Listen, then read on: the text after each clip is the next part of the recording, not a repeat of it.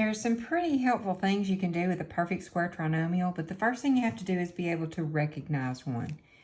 And we have two formulas for perfect square trinomials. The only difference between the two is this first sign. You can have either a plus or a minus sign in the first position. Now what's the same? Your second sign always has to be a plus sign. Your first and third terms have to be perfect squares.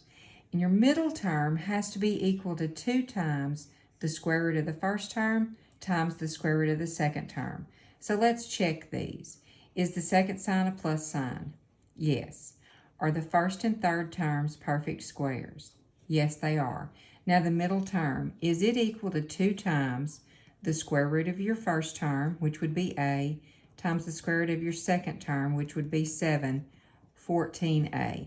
So that one checks out. Now let's check this one. The second sign is a plus sign.